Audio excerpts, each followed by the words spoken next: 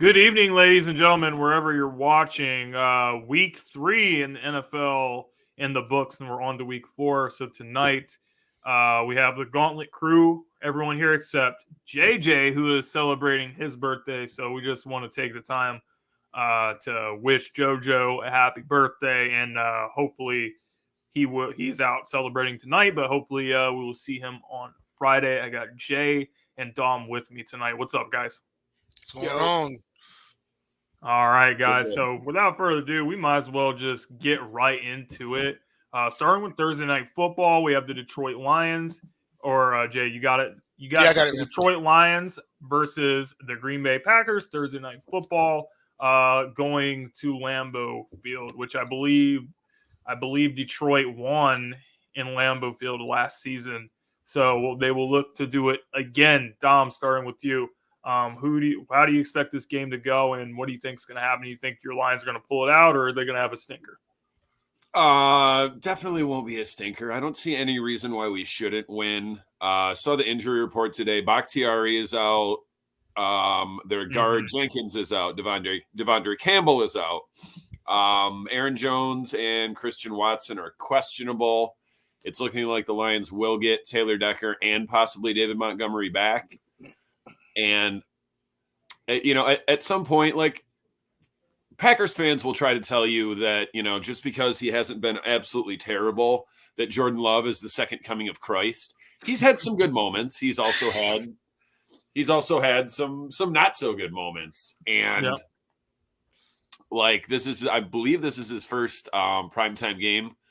I don't see any huge amount of home field advantage. We've owned the Packers there and at home for the last couple of years. They haven't beat us in the last 4 tries.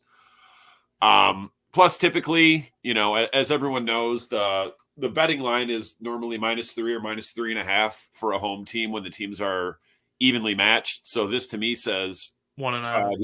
The Packers are getting half what they normally would, and it's only because they're at home, i.e., half or less of your home field advantage. I'm thinking a close game. Our pass rush came alive last week, finally. Finally. And the run defense is looking a hell of a lot better than it has for all of last year, the year before, the last 5 years, most of my life, other than, going back to the 90s. So I've got the Lions winning this one. Probably a pretty close game. I'm thinking low scoring, maybe force a turnover or two, and that'll be the difference maker. I got the Lions 20-17. Jay Nelson, who wins this game and why? Well, to your point about the run defense, they did come alive. Last week, they held Bijan Robinson to 33 yards off of 10 carries. Tyler Algier had 7 carries for only 12 yards. So they did exactly what I said that they would do last week. Shut the run down and force Desmond Ridder to try to beat them with his arm. He threw for 201, no touchdowns, no picks. Now Sun God showed up, came alive, 9 receptions for 102. If this is the same Lions team that faced Atlanta, I like the Lions' chances in this one. Jordan Love is on a roll. He's kind of got the hot hand right now. But with that being said, I've got Detroit in a close one also. I'm going to say 24-20 Lions. It'll come down to a turnover off a potential Jordan Love game-winning drive. Okay. Yeah, I totally expect the Lions to win this one as well. Although I do have some concerns about the Lions team, especially last week. I mean, obviously the defense played extremely well. Aiden Hutchinson leading the league in pressures this year so far with 19. But I'm very concerned when it comes to the offense, and their efficiency in the red zone against Atlanta was horrible. They were 1 for 4 in the red zone. You're on the road. It's a division game. Anything can happen in these type of games. I know Green Bay's having a lot of injuries, but I definitely do not expect this to be a blowout of any sort. So I think Detroit needs to not make the same mistakes. Got to score points, got to score touchdowns if you want to win games and put teams away early, like they will have the potential to do if they do what they're supposed to do. But I'm going to go ahead and take Detroit in this one. Coming up next, we have the Pittsburgh Steelers taking on the Houston Texans. two young quarterbacks. You have Pickett, who's had a little bit of question marks this year, and CJ Stroud playing really well as a rookie, looking like the best rookie quarterback of the rookie class so far this season. So, Jay, who wins this game and why? Well, I can't go against my team. Crazier things have happened. One thing that I will say about the Pittsburgh Steelers is that defense has been nasty, outstanding so far this season. The one disadvantage for the Pittsburgh Steelers is they don't have a lot of game film on Stroud.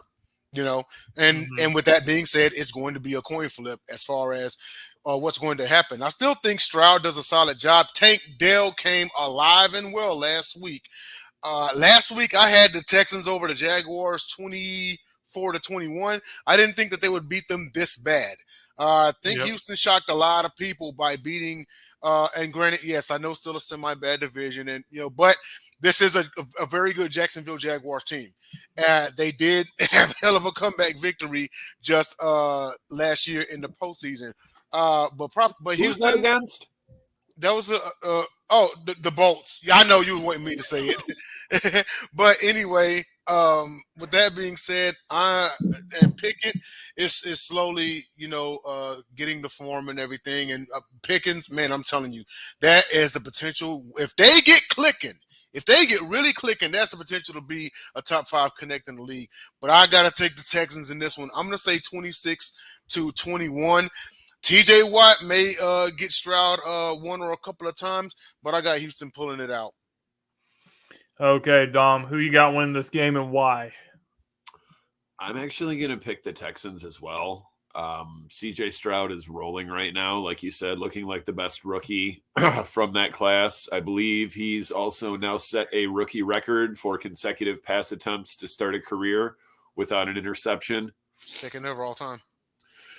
Like you said, Jay, Tank Dell had a great game last week, and the previous two, Nico Collins ain't no hoe either. Finally, a Michigan receiver comes alive. I don't know why he was so underutilized at Michigan, but he seems to be one of the straws that stirs the drink for Houston. Pittsburgh, I don't know what they are right now. Obviously, their hallmark, their calling card year after year is defense, but Kenny Pickett needs to start taking a few steps forward. That O-line has not been anything more than average for the last 3-4 years, and it shows. Najee Harris, I believe, is kind of a wasted talent right now. I mean, it's not like he's getting, 20 carries a game and only averaging 3 yards. He's just not really getting the carries either because the passing offense is not what it should be. I got Texans in a close one.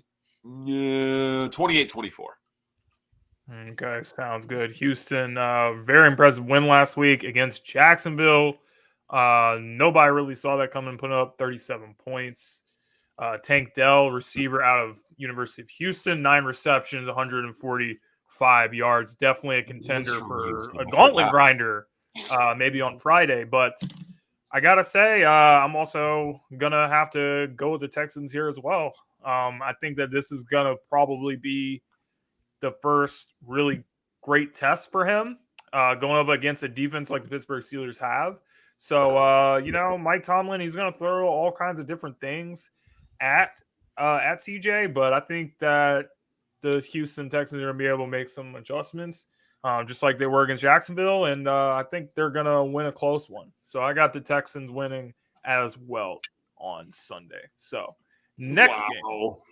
We all picked the Texans against the Steelers. The Falcons versus the Jaguars. Okay, so we all know that Jacksonville plays extremely well in the UK.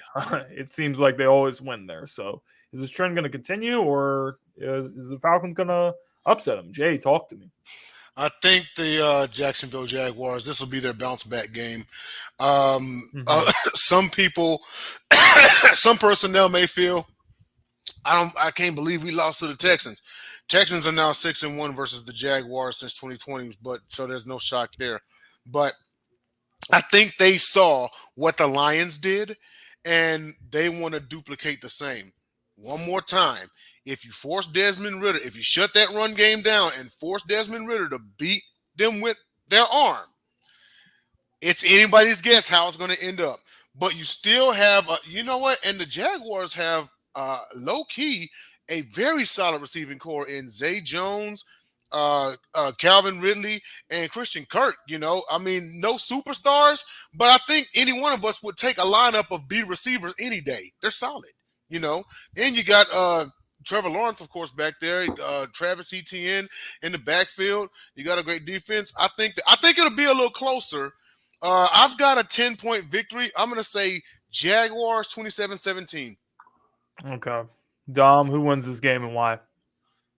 Like Jay said, I think it's the Jags bounce back game. Although, to address the particular wording of the headline, I'm not entirely sure. They might be flying home, but I'm fairly certain even if they win, the Jags will not be leaving London. They won't. Because they play there next week as well. Exactly. Because they might as well just stay there. We'll just move this team to London full time, which none of us really want to see, including the people in London. But, like, I feel like it's the screw job to have to play but like 2 weeks in a row, like they might as well stay over there. Like I wouldn't go back to Jacksonville. I would just stay. The food there is not good. The weather is starting to get crappy. They don't have good refrigeration. You can't even get a cold beer. I feel sorry for the Jags, but they need to get this together and now. If they don't come home in 2 weeks with 2 wins, could be season over for them. I can't. Who's their one win against? I mean, it was a close game against KC, but Indy. Oh yeah, no real credit given there. But Indianapolis beat the Baltimore Ravens. So. They did. With Minshew, Gardner Minshew. That's true. So, we'll have to see on Friday what does Joseph have to say about that. But Dom, I think you're right. I think you're absolutely right. I think if the Jaguars lose this game, then I think it's time to panic because I think we all said this team is the heavy favorite of the AFC South. This is a team that we were talking about. Okay, this team could really become dangerous in the AFC. Like everyone's talking about Kansas City, everyone's talking about all these other teams in the AFC. But what about Jacksonville? What about them? Easier to be the hunter or the hunted than the hunter. They have not played to the expectation so far. And when I look at this Atlanta team, I'm just not very impressed. I don't know, but outside of Bijan Robinson, what is there to talk about? What is there to buzz about with this team? Everyone was talking about Atlanta being a surprise 2-0 team. Well, this is why you don't put stock into teams after like 2 weeks and stuff. We all know that with the Cowboys, which we'll talk about later. So I think that this is a game where Jacksonville is going to look like the team that went to the playoffs last year and gave Kansas City a tough time before losing in a divisional round. And this is going to be a game that's going to be their get-back game. They're going to get right back on the right track, and then they're going to start playing some good football. I think Doug Peterson is going to have a good game plan for them. So moving on to the next game, probably the game of the week. Wait, no. There we go. That's it. Probably the game. You know what? Just go back. Okay. I was going to say I saw that flash up. I'm like, I'm sorry, but when I said game of the week and you put on the Broncos versus that was an accident. Bears, I was like, really? The game of the week? Don't make me look bad. I'm sorry, man. Don't make me look like a jackass here. But this game of the week, in my opinion, Miami on fire to start the season, looking like one of the best teams in the league. 70 points scored against Broncos last week. And then you have Buffalo, who absolutely slaughtered the Washington Commanders, and they look like they're starting to get right back on the right track as well. So, Dom, talk to me. Who's going to win this game and why? Oh, this is tough. I mean, Dolphins are riding high off that, college basketball score last week. You guys know that I don't put a lot of stock in the overall health of Tua Tagovailoa. I don't think it's this week that he gets hurt, but every week that goes on, I get less and less sure about his ability to play in the following game. I mean, it's kind of a toss-up to me. Tough to call. Grizzler just took the words and the score out of my mouth. I've got the Bills 33-30. 33-30 in a shootout. I think Josh Allen's starting to get it together, and despite his high number of turnovers, be it the interception or the fumble, I don't think Tua is better than him. I don't think Miami's defense is better than the Bills' defense. I don't think their run game is appreciably better than Buffalo's. Couldn't say it based upon last week, but I think that was a bit of an aberration. I mean, anytime Raheem Mostert goes off like that, he typically gets hurt within the next couple weeks. And other than, the serious pre-draft gurus, how many of us have even heard of Devin Achane? I mean, I knew who he was because I wanted the Lions to draft him in the later rounds, and I'm happy for the kid. And chances are, like I said about Mostert, in the next few weeks here, Achane will be getting number 1 running back carries, and not just because he has the hot hand, because Mostert's on the injured list. Yeah. Bills 33-30. Jay, talk to me. I'm actually surprised that the line is not even. That it's just a straight up picking game in Vegas. Keep in mind that this is a resilient Dolphins team for 2 reasons that stand out to me. Number one, mind you, the game at Miami last year, the Bills had the ball for a little over 40 minutes to the Dolphins 19 minutes, the entire game, and the Dolphins somehow won that game. The second reason, no Tua in the postseason, and Skylar Thompson, a third stringer, almost beat the Bills at Bills in the playoffs. This is a resilient Dolphins team, and I think they've taken that loss, and they have just been on fire. Like Dom said, whoever would have thought, Devin Achane would go off. You know what I mean? It's almost like, McDaniel went into the crowd and just picked random people. Hey, yo, who want to score a touchdown? Right? But then there's the Bills. Allen is starting to find his way again. The offense is still the offense. The defense is still there.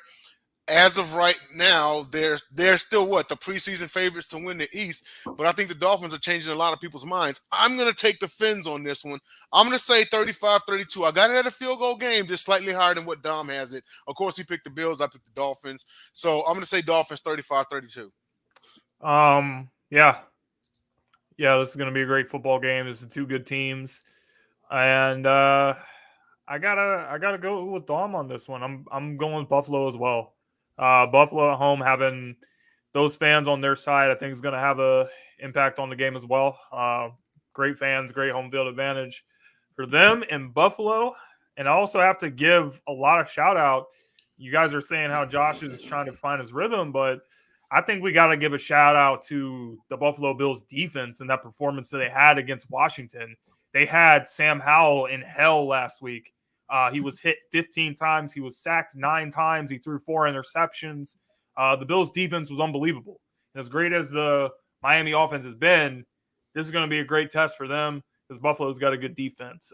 Their defense has played very well so far this season. So this game's going to come down to the turnover battle because we saw against New England, they had a good game plan against them as well. Forced some turnovers there. They just didn't have enough on offense to, make Miami pay for those turnovers. So I'm saying now the Bills can force a couple of turnovers. The Buffalo Bills offense is not the New England Patriots offense. They're going to be able to score points off of turnovers, and I think that's ultimately going to be the reason why they're going to win this game. Also have the Bills winning a close one. So let's go on to the next game. Oh, now we can talk about this one. Oh, boy. Where do I start? I don't really know what to say about. I'm just going to go ahead and go first. I don't know what to say about this game, and I really don't know what to say about Justin Fields. Justin Fields is so bad. When you look at Justin Fields play, you just ask yourself this question: does he actually do anything well except for run? Because I think the answer is no. I think that fundamentally, he is so bad at so many things of the quarterback position. And when I'm talking about basic, I'm talking about just basic things. His throwing motion just looks like he's trying to guide it. He doesn't know where he's going with the ball. He doesn't know how to, at what point is he supposed to release the ball from his hands? Footwork's bad. Everything looks bad. So you have to question. Yes, the Bears are very bad at developing the QB position, but is this guy does any of this guy's skill translate to playing NFL quarterback? I think the answer is no. So by default, I'm going to have to go with the Denver Broncos because at least they have something there. And I think that Denver is just going to end up winning this game, not because they're particularly a good team, but because by default, the Bears are probably, I mean, we all thought the Cardinals were the worst team in football, but I think the Chicago Bears are the worst team in football. So I'm going to have to go with the Broncos on this one. Okay. Well, so question for you, Dom. I'm going to throw a stat line at you. 23 of 38 for 306, a touchdown and an interception, only sacked once, QBR of 67.2, passer rating of 83.9. Would you say that's a pretty okay stat line? Yeah. Was that Russell Wilson in that 50? It was Russell Wilson last week. It was Russell Wilson just last week. Look, I'm going to keep it short, okay? This game is going to be a race to 13. Whoever crosses 13 points first is going to win the game, all right? Everything James said about Justin Fields, but at least the Broncos have a Russell Wilson. This is going to be the first time in like a year and a half I've even said something remotely good about Ciara's husband. I'm going to say Broncos 13-3. Go ahead, Dom. Yeah, you're 100% right about a race to 13. It might not even take that. I've got the Broncos winning 12-6. No one gets in the end zone. Justin Fields once again fails to get to the triple-digit number in passing yards. This dude, not only is he now throwing the coaches under the bus, like, oh, I don't know what they're doing, and I just want to play backyard football. Like, what have you been doing your whole career? And how's that worked out for you? Because you have the worst win percentage of any quarterback in history through 30 games. 5 wins in 30 games. No, I think he's like 5-23 now. Soon to be 5-25. What I want to know is, with the Bears and now the Vikings both looking to tank and get in the Caleb Williams sweepstakes, what happens when the Bears play the Vikings? I don't want to know. We'll cross that bridge when we get there. So we're consensus Broncos? Looks like we're all going with Denver here, man. The Bears have just looked so bad. They've been looking like the worst team in football. Next game. Ooh, we got a good one here. Baltimore Ravens taking on the Cleveland Browns. Lamar Jackson taking on Deshaun Watson. I always just think back to Louisville versus Clemson game. That's one of the classic college football games that I can remember. That was such a great game between these guys. But now they're playing against each other in the same division. Cleveland getting back in the win column. Very impressive. And then you have Baltimore that, came short to the Indianapolis Colts. And when I look at that game, it seemed like the Ravens had it right there in overtime, and then they had the game right where they wanted it, and it just slipped away from them, and they gave it right back to the Colts, and the Colts went on to win. So it's a division game. It's a tough game, but Jay, talk to me. Who wins this game and why? All of us last week said that, hey, last week was going to be the time to show up for Deshaun Watson. He's getting paid this money and everything. This is the season, right? And I said that this was going to be the Deshaun Watson bounce back game from the game on Monday Night Football versus Steelers. Last week, albeit against Ryan Tannehill, but he needed this game, right? 27 of 33, 289. Average 8.8 yards per clip. 2 touchdowns, no interceptions, passer rating of 123.4. I said he needed to get back to Houston, Watson. This is the type of stuff that I'm talking about, Now, the jury is out for him for the rest of the season. All I'm saying is we said it. We called it. He needed a game, and that was it. I think that he keeps it rolling because last week it was – and you know what? It's not the fact that the Colts won, but they held the Ravens to 16 points. If you can hold the Baltimore Ravens to under 20 points, if you can hold Lamar Jackson to under 20, you got a real good shot at winning that game. With that being said, I'm going to go ahead and take I'm going to take Cleveland in this one. I think it'll be close, though. I've got 27. I got 27-20, Cleveland. Okay.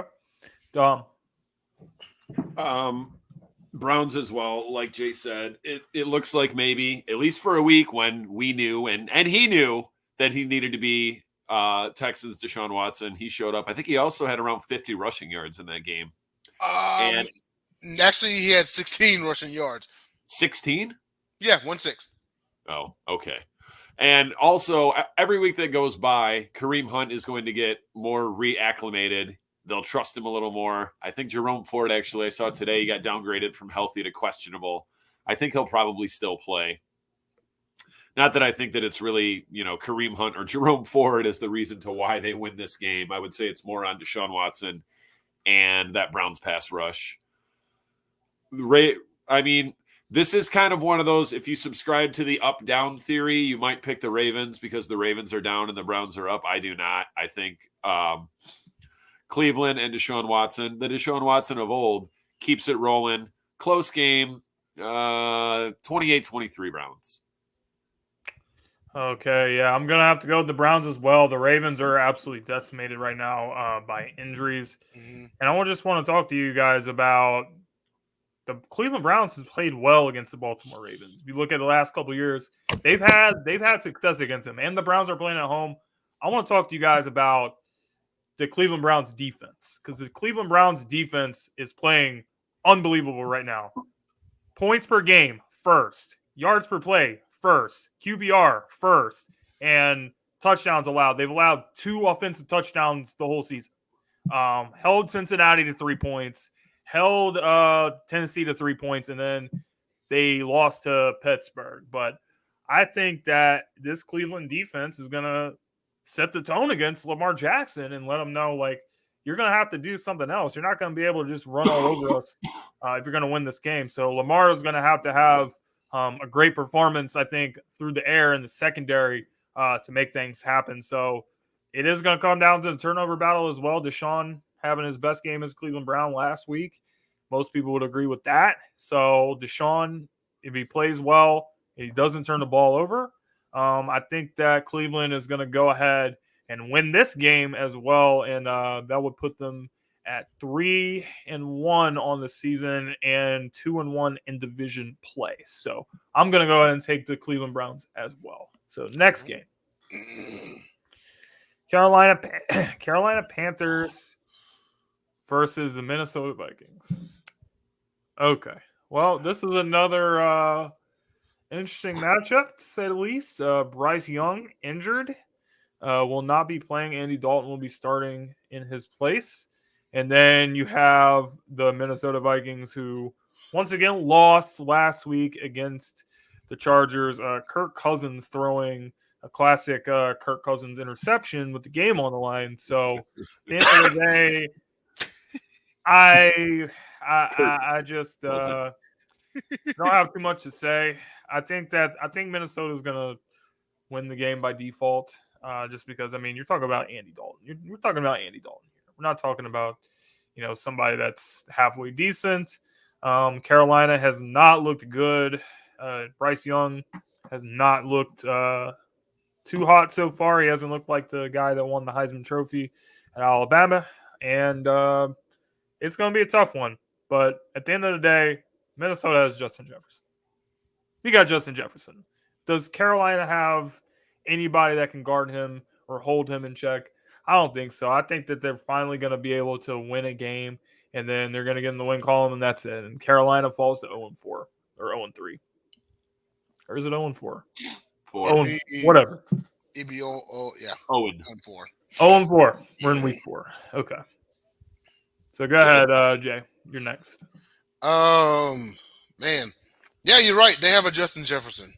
7 for 149 and a touchdown last week, even in a loss to the Bolts. I do not have much faith in. Shout out to Tyler Ingram. He calls them the Red BB gun. Don't have too much. Red Ryder BB gun. Oh, Red Ryder BB gun. That's right. It's beige water pistol. beige water. I thought that maybe Bryce Young, but anyway, no Bryce Young. He's been, I guess, the least looking at all the rookies anyway, rookie quarterbacks. Cousins, he'll get it done this week. He'll get it done. I did say that the Vikings would fall off a cliff before the season. Looks like that's already happening. Mind you, this was a 12-win team last season. They're in all business sorts right now. They're like, look, we had a classic comeback last year. We had a 12-win season, won a division and everything, and here we are on the brink of 0-4. Like, what is going on? Like, even and Dom, you're not a fan of Alexander Madison. Even he had 93 yards last week. But expect them to go 400 this week, and expect the Vikings. It'll be decisive. I got Vikings like 24-7. 13 wins for the Vikings last year, not 12. 13. Oh, it was 13. My bad. I'm going to go ahead and be the lone wolf and pick the Panthers. The Vikings are tanking. I'm fairly write it down, Jay. Yep. Write it down. The Vikings are tanking. I expect Kirk Cousins to be a New York Jet within 2 weeks, and then once he's gone, what are they going to do? Who's their backup even? I don't even know. Is it Kellen Mond? Oh, wait, he's a Brown. I think he got cut. I have no idea who the Vikings backup is. Justin Jefferson doesn't even know. He's praying that doesn't happen, but neither one of these teams has anything to play for. I mean, the Vikings can continue playing for the number 1 pick. That's about it. As far as the score, I don't know. Carolina 17, Vikings 12. So the backup quarterback is Nick Mullins, actually. Oh, that's right. The resurrected soul of Nick Mullins. Well, another thing that we have to bring up when we're talking about this is, would the Vikings blow up the team if it got to like a certain point? Like, you're talking about Kirk Cousins, but I'm also thinking about Justin Jefferson. Justin Jefferson has not signed a contract extension yet with Minnesota. So think about what you could get for Jefferson. Think about what you could get for Kirk Cousins to a desperate team like the Jets. I think that if it gets to this point and they get to 0-4, 0-5, 0-6, then Minnesota, you got to start thinking about the future of your team. And, that may involve having to trade Jefferson for King's ransom. I think you're better off trading Jefferson at this point because he's not going to want to resign unless they end up with the first overall pick and they get Caleb Williams. But then even then, a winless team with, what looks to be one of the best rookie quarterbacks in a number of years. But outside of that, what do you got? O-line is meh. Running game might be a little bit improved once Cam Akers gets a little bit of a grasp on that playbook, but the defense is trash. You can't fix that in 1 year. You can't fix that in 3 years. It's so bad. The only thing keeping Minnesota from finishing dead last is the fact that the Chicago Bears, as we said, is the worst team in the league. But the Minnesota Vikings are also terrible. They're just not as bad as the Bears. So let's go on to the next game now. Now we have the Los Angeles Rams taking on the Indianapolis Colts. Tough loss, ugly, low-scoring game against Cincinnati, who was obviously very desperate. It was a must-win for Cincinnati. They got the job done. But the Rams will look to bounce back against the Indianapolis Colts, who have looked good as well coming off their win against Baltimore. They head back home now. So who wins this game and why? Oh, you know what? I'm actually going to take the Rams. I think this is going to be a bounce-back game for them as well. They felt like they should have beaten Cincinnati the other night. Burrow didn't look like he was – limping or anything like that. And I looked because see on my pick'ems, I picked the Rams because I thought Burrow wasn't playing. And then I don't see him think walking Burrow out. is 100% though. I can't believe it. No, I don't think he's 100% all year. But I saw him walk out of the tunnel all suited up, and I'm like, oh shoot, I guess he's playing. Well, he did throw for 259. He didn't turn the ball over or anything. It's actually his first career win without throwing a touchdown pass. But speaking of the Rams, I mean, this is going to be a bounce back game for Stafford. I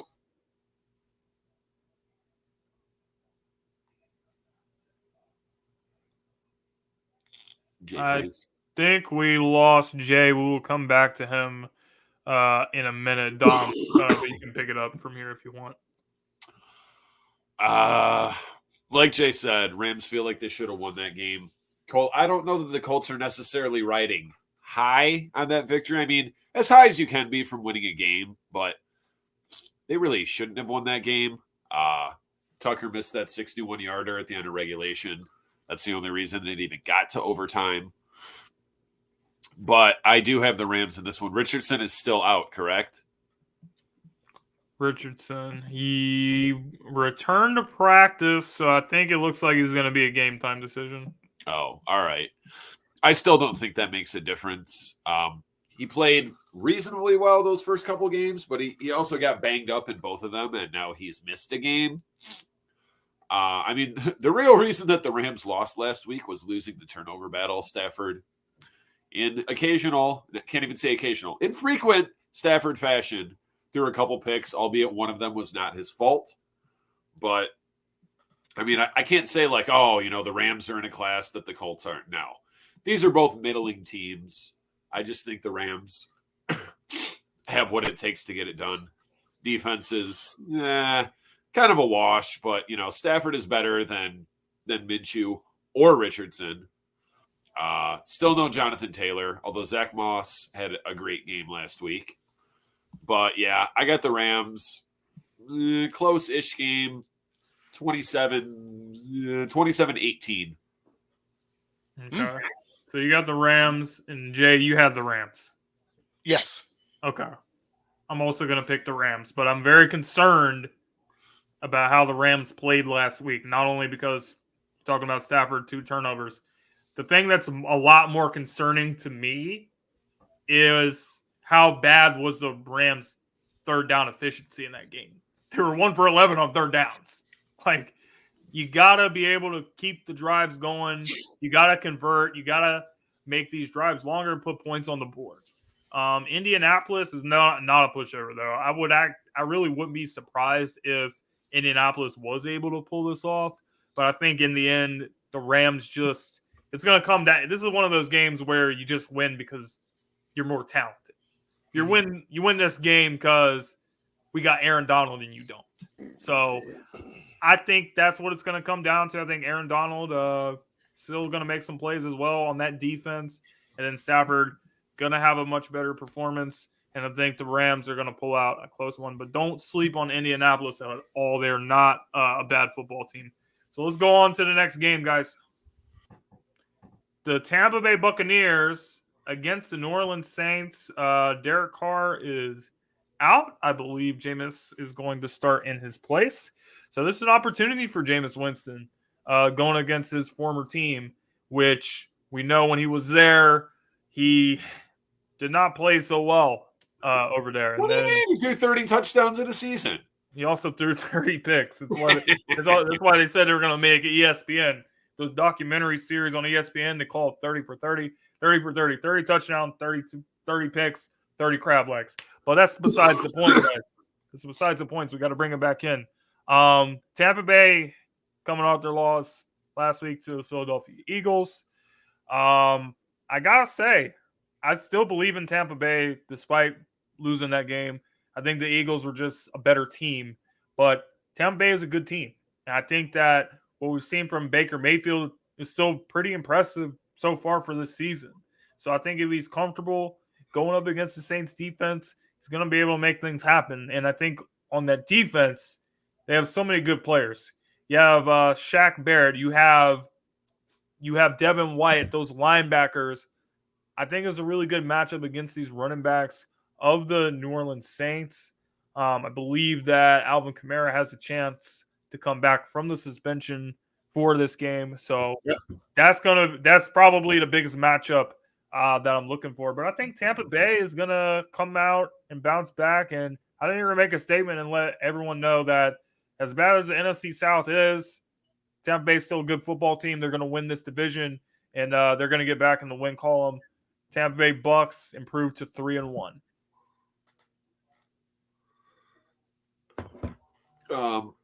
I've got the Saints with Alvin Kamara coming back.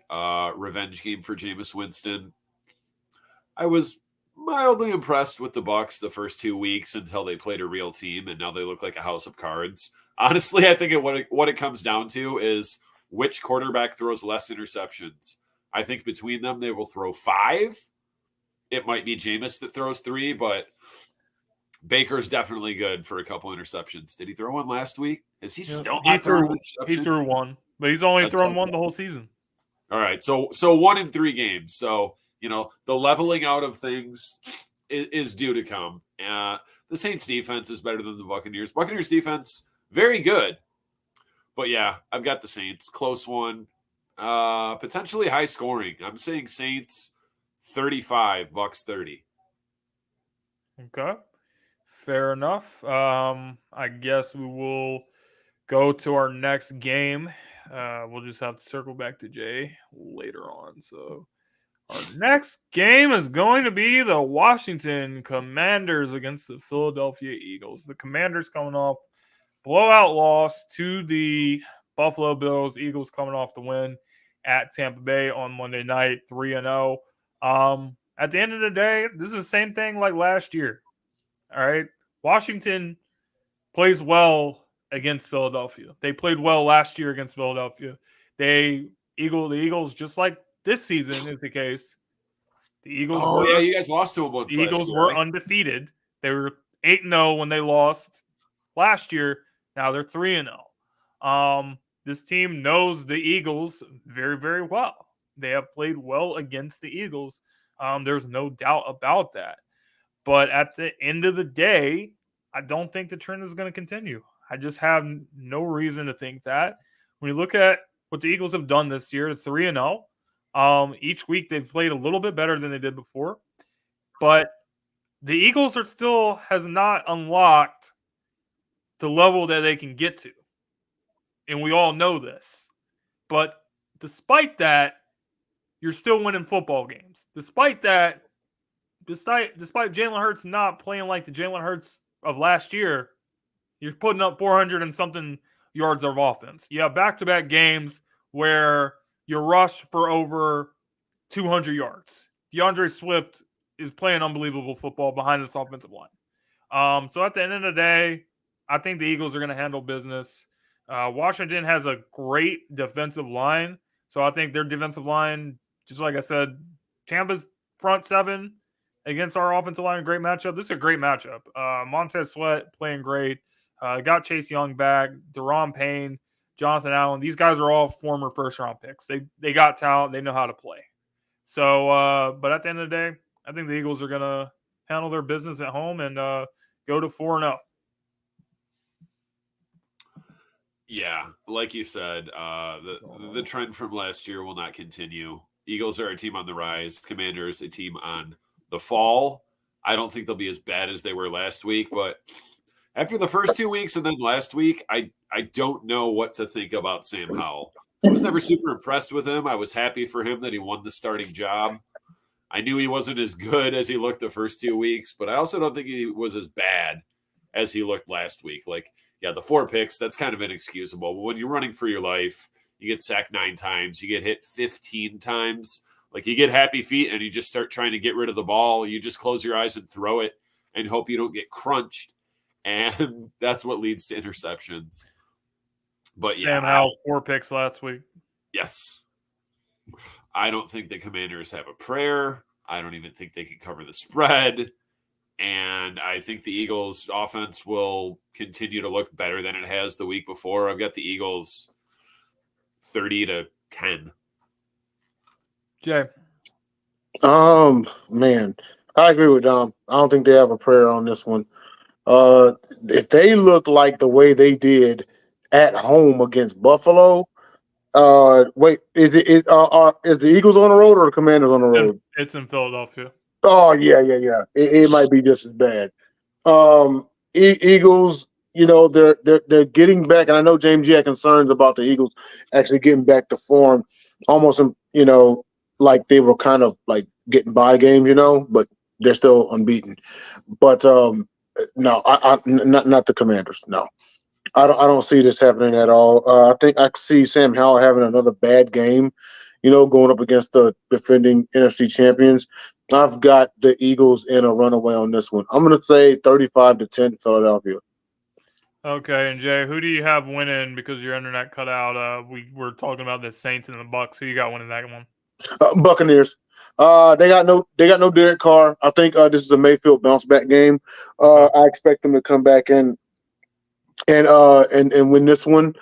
Let's see. Now he still has to face that Saints defense, which is always a challenge.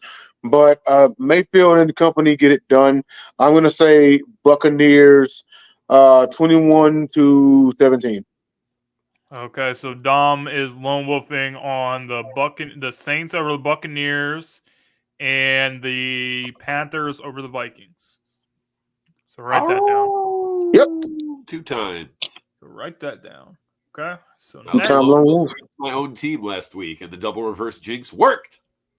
next up, we have the Cincinnati Bengals taking on the Tennessee Titans. Bengals are 2.5-point favorites on the road. So, guys, I have to say, I'll just go ahead and start us off. I have to say, last week was pure desperation by the Cincinnati Bengals, and it's what they're doing is extremely risky, and it has me feeling a little bit. If I'm a Bengals fan, I'm feeling a little bit uncomfortable with the way that they're handling the Joe Burrow situation. Because first of all, Joe Burrow is not 100%, and when they announced that he was going to start, I was like, you got to be out of your mind. You know, you should, even if you go to 0-3, it's not worth it. It's not worth it to me, the risk of this guy being not 100% and then potentially having an even worse injury. This guy is such a great talent of the position. So I don't really trust the Bengals organization to handle Joe Burrow the way that they should. It kind of reminds me of the Andrew Luck situation with the Colts. Both teams failed to build a great offensive line around him until it was too late.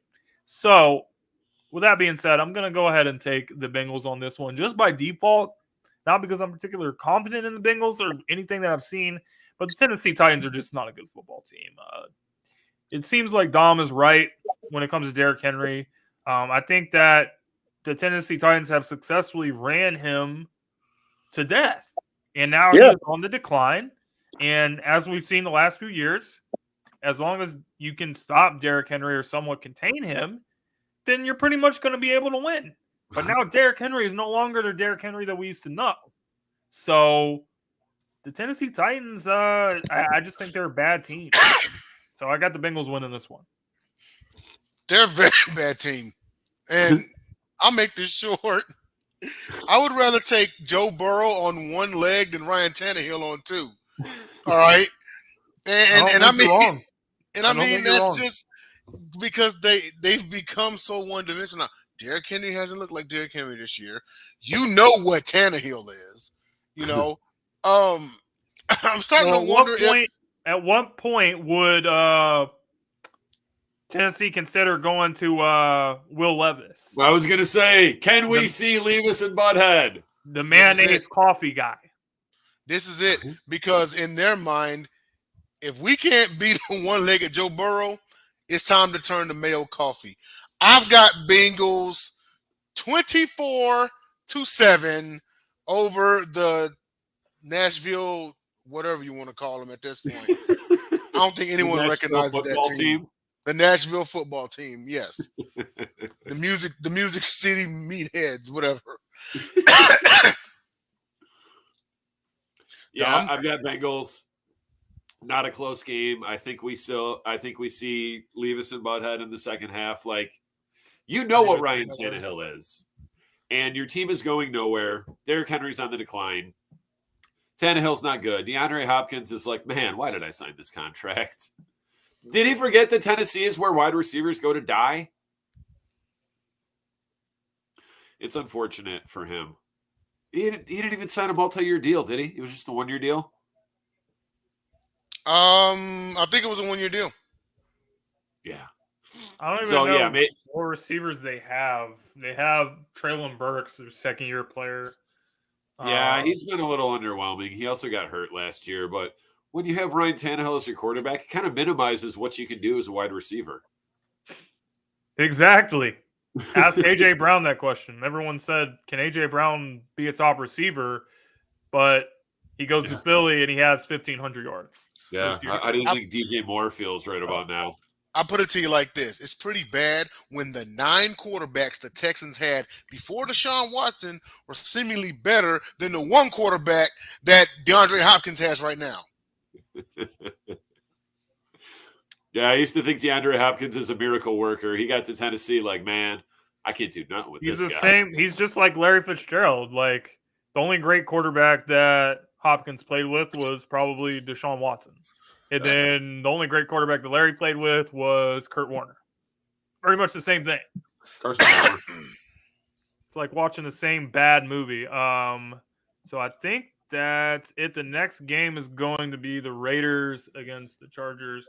The Raiders are absolutely in shambles right now. Devontae Adams is clearly pissed off. He's clearly so frustrated. When they kept asking him questions after the Raiders' loss on Sunday night against the Pittsburgh Steelers, he said, "Look, man, I'm trying to win games. I'm trying to get stuff done. I don't have time to be waiting around." Josh McDaniels, we all said when he got hired, is this guy really going to be the guy to lead the franchise? Because he failed as a head coach with Denver. He pretty much only rode Bill Belichick's coattails to success and Tom Brady's coattails to success. He's not an NFL head coach material. He's not. So for that but also on the other side, Brandon Staley is not that. I mean, that first game against Miami, I want to point to this one play that made me think this guy is potentially the worst coach in the league. You put Khalil Mack at the slot, and you basically saying cover Tyreek Hill. Shout out to Khalil Mack, because Khalil Mack was just like, hell no, I ain't running with him, bro. Like, y'all got that. So Brandon Staley, terrible coach. So at the end of the day, I think it comes down to coaching. Which coach is going to be, in the words of Dom, the least terrible coach? I don't know. So I'm just going to put a blindfold on, and I'm going to say the Chargers win this game because they just have a little bit more talent. So Pin the tail. I got the Chargers. I'm going to pick and this is another game that I'm surprised wasn't a pick 'em neither. It should have been an even line in Vegas, as far as I'm concerned. The Chargers have a Herbert and the Raiders don't. Now, of course, the Raiders don't have a Brandon Staley, but but they have a Josh McDaniels. They do have a Josh McDaniels. They do. It reminds me, not to cut you off, but it reminds me of the South Park episode where they had like the school election, and it was like you had to vote between a turd sandwich or a giant douche. That's pretty much what you have here with Josh McDaniels and Brandon Staley. But go ahead. Staley, yeah. I wouldn't be shocked if at some point in the game, it's like the Chargers try to give the game to the Raiders, then the Raiders give it back. So they're just kind of trading it off, you know what I mean? Like the game last week with the Vikings. Exactly. Yeah. This will be a repeat, a part 2 of that one. Man, I'm going to say Chargers. I'll say Chargers 28-20. It'll come down to the quarterbacks. Herbert will win in spite of Brandon Staley. That might have been his whole time there, but you get the picture. Chargers 28-20. All right, next game. Oh wait, Dom you got Chargers, but real quick. Let's talk about what happened last week in the same week. Josh McDaniels down 8 points in the red zone, 4th and short, kicks the field goal. You know how many times that's happened in the last 25 years? That was the first time. Then you got Brandon Staley up 4 points with the ball on your own 23, 4th and 4. He goes for it and doesn't get it. Like, here, Minnesota, you want this game? Of course, Kirk Cousins tried to hand Minnesota the game, and then Kirk Cousins, being Kirk Cousins, threw it right back to them. But yeah, Chargers, maybe close. I don't know if the Raiders necessarily cover. 28-20. So we're all going with the Chargers here. And as I said, Dom's coined phrase, who's going to be the least terrible? I think that's what it comes down to. So I'm going to put a blindfold on and take the Chargers. So next up, this is going to be an interesting game right here, guys. The Patriots versus the Dallas Cowboys in Dallas. Dallas coming off of the game against the Arizona Cardinals, which we all 4 of us, including JJ, we're like, bro, why are we even having this discussion right now? The Dallas Cowboys are not going to lose the Arizona Cardinals. What did they turn around and do? They lost to the Arizona Cardinals, and they pretty much got embarrassed in that game. Convincingly. Like, Arizona pretty much was able to do anything they want. And Josh Dobbs had a solid performance. They rushed for 180 yards in the first half, going right at Micah Parsons, who everyone's been talking about and saying this guy's the defensive player of the year. He's the second coming to Lawrence Taylor and all this stuff. And Micah's a great player. I give him his respect, but you can run at him, and that's what Arizona was able to do. So in this game, I'm not pushing over the New England Patriots. I'm actually going to go with the New England Patriots to win this game. According to multiple reports, the Dallas Cowboys are very concerned about this game when it comes to two guys in particular. And one of them is not even really going to be on the field. Will Greer, who spent time with them in training camp, knows a little bit about that offense, can provide some stuff to Bill Belichick, who we already know doesn't really need that much help. And Ezekiel Elliott, who is obviously there since he came into the league in 2016, came over in free agency to New England. So I think that the Patriots are going to have a great game plan. And when it comes to the coaching, they have a clear advantage. Mike McCarthy is not going to be able to do anything against Belichick. And then this Patriots defense is not bad. The only problem with the Patriots is that their offense cannot establish any momentum. They have no mojo on offense, and they can't really figure it out. But if they were able to do that, this Patriots team would be a difficult team to deal with because of the way their defense is played. So I'm going to actually take the Patriots in upset. And then all of a sudden with the Dallas Cowboys, we go from the first 2 weeks, people asking, is this team a Super Bowl favorite? Are they this? Are they that? To saying it's time to panic for the Dallas Cowboys. I'm taking the Patriots. As far as last week goes, there's a heroizing stat. The Arizona Cardinals are now 7-1 in the last 8 games against Dallas. So to a certain extent, we kind of should have saw that Miata coming, But yes, I said Miata. The Patriots, and if anybody knows, Bill Belichick knows how to pick you apart at the end of the day. He's going to be watching that game film, and he's going to be seeing how it was that the Cardinals beat them. I think, Ramondre Stevenson and who else is in the backfield. They're going to get them. He's going to get them going. Yeah, Zeke. Yeah, he's going to get them going. And of course, it's going to be Zeke's homecoming. They'll probably have a commemorative video or something like that. I got the Patriots winning this game. I don't even think it'll come down to Mac Jones. I think if the Pats can run the football against the Cowboys like the Cardinals did, it's going to be – now, I got a little bit close now. I say about a 10-point victory. I'm going to say Pats 27-17, and then the question is going to start rolling around, is Dak the guy? Are the Cowboys who they say they are? The typical reactions come Monday morning. But I've got Patriots. Who you got, Dom? I'm going to take the Patriots as well for all the reasons that you guys said. Cowboys they're in semi-panic mode. Like, Dak tried to brush it off like, oh, I guess everyone got what they wanted. Yeah, everyone wants you to lose in primetime, Dak, because everyone except the Cowboys fans hate you and think you're overpaid and under-talented. So, yes, we all got what we wanted. We all got to laugh at the Cowboys. That's what I want every week. And we'll get it again this week. It does not get any easier for them as the season goes on. They got some difficult. They got to backload the schedule. They got some difficult teams to play. Yeah. How quickly their fortunes go from 2-0 to 2-2 after this week. Yeah. And all of a sudden they're looking a little ways up at the Eagles in the division. Not that I think the Cowboys were ever a serious threat to win the division, but they'll just be looking that much further up. They'll be tied with Washington, no less. And the Giants. Yeah, so at the end of the day, I just think McCarthy's going to get out coached, and Patriots defense has played well, with all due respect. And when you we saw last week that interception, it wasn't like somebody made like a great play. Like Kaiser White, the former Eagle, had the interception in the end zone. It wasn't like he made like some kind of crazy play. Dak, when you watch that play, Dak threw it right at him. You try to break this play down. There's 3 Cardinal jerseys, and there's 1 Cowboys jersey that you can barely see.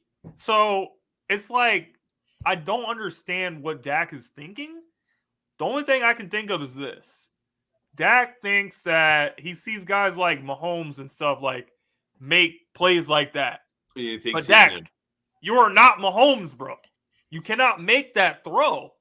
And he made the throw, and we all know what happened after that. So, next game, guys, we have the Cardinals against the San Francisco 49ers. So, are we going to see a continuation from last week, or is the 49ers going to shut that down? That's the question. I will go ahead and answer that question and answer it by saying this. San Francisco is not Dallas. Okay, they're not going to, have the same type of performance. Yes, it's a division game. Yes, we always say you got to pay attention to division games. You can't overlook people. Blah blah blah. Let's face it. San Francisco has looked like arguably the best team in the league so far. Brock Purdy playing good. The defense playing good. McCaffrey has scored a touchdown every single game this year. He's playing unbelievable. And if a guy like James Conner was able to expose your defense, then I don't know what you're gonna do when it comes to a guy like CMC. So CMC's gonna cook him up, and I think the Cardinals are gonna do this, or I think the Niners are gonna do this. I got Niners too. That 14-point line probably should be more than what it is.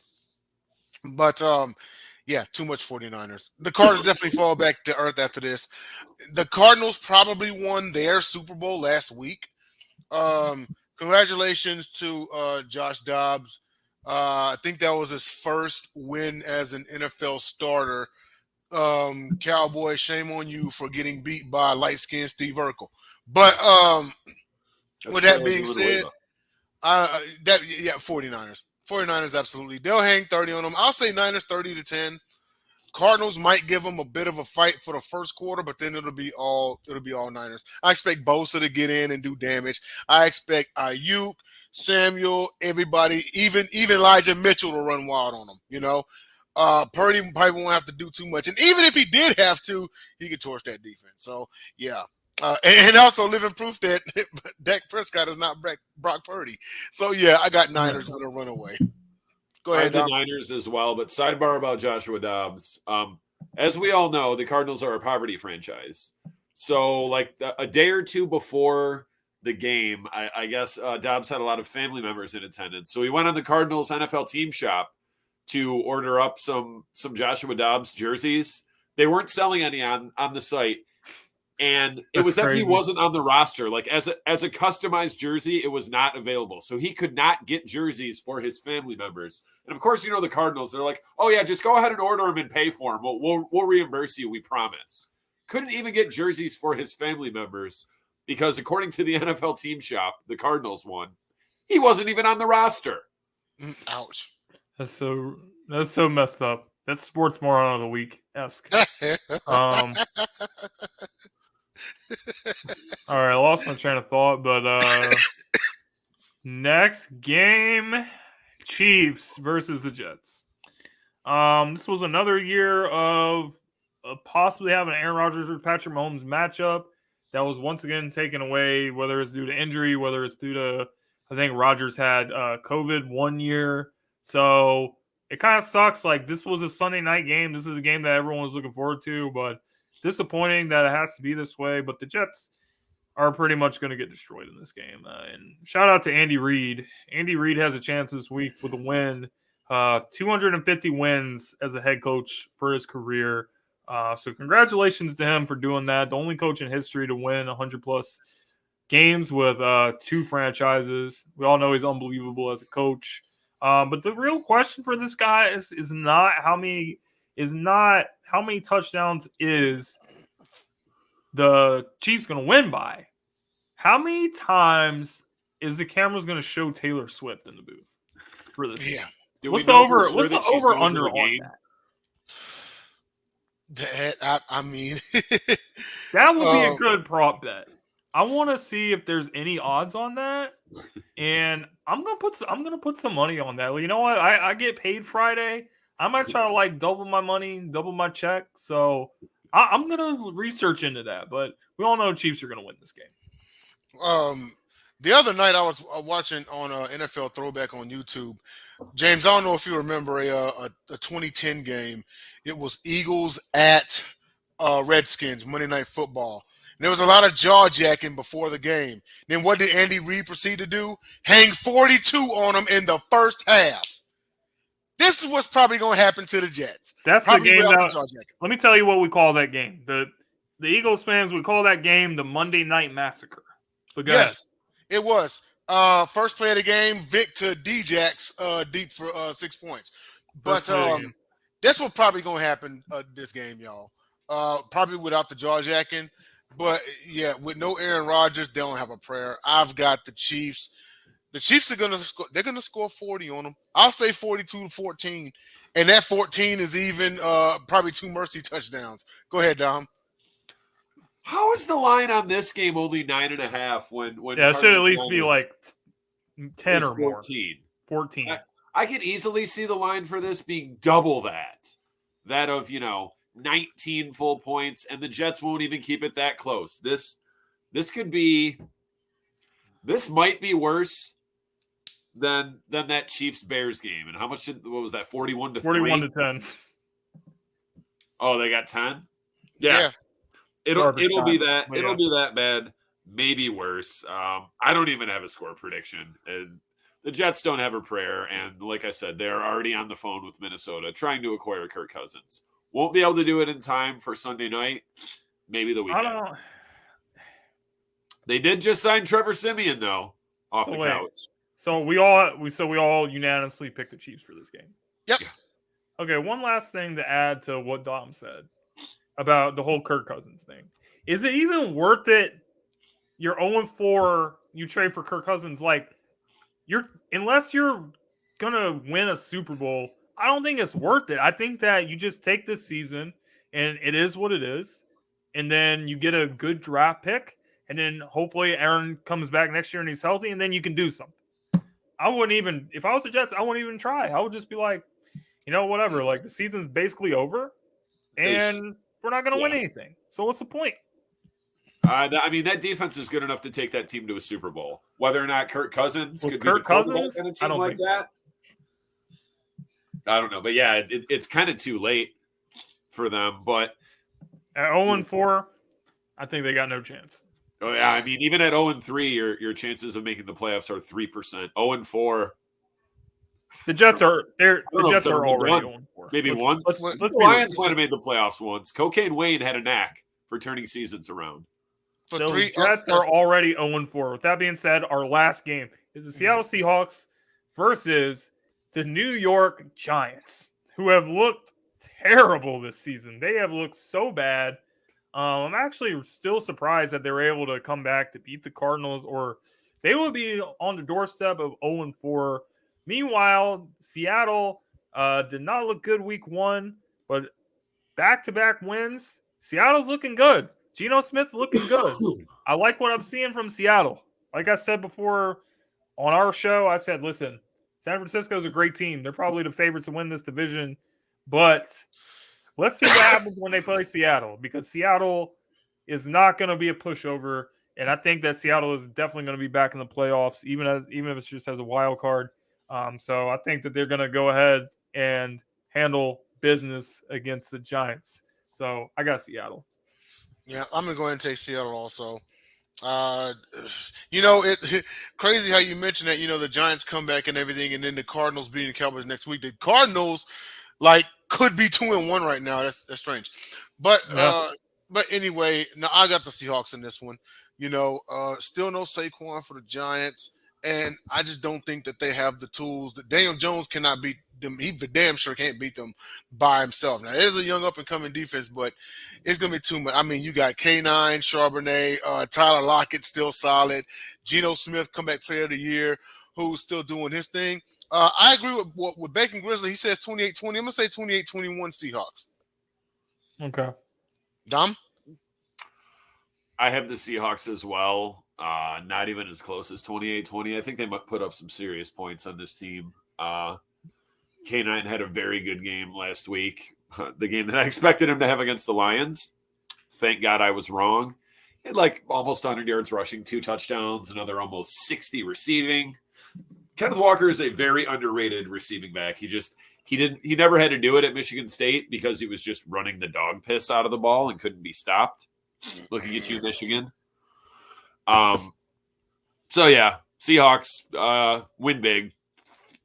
I'm going to say like 42-10. Ooh. Wow. Big time win. So when it comes down to it, guys, this was a successful pick show. So we're going to see next week, or we're actually going to see on Friday as well when we have our next show, what we're going to talk about. Going to see next week. Is Dom going to be cooking us? Because I don't think me and Jay had any lone wolves today. I think it was only Dom that had 2 of them. So stay tuned to see. Did he get it right or not? But with that being said, appreciate you guys. Appreciate you for tuning in. Tune in to the Gauntlet this Friday, 8 p.m. Eastern. And we will definitely have a loaded show for you guys this week on Sideline Sports Network. So we'll see you guys next time. Victory Friday. Go Lions. No doubt.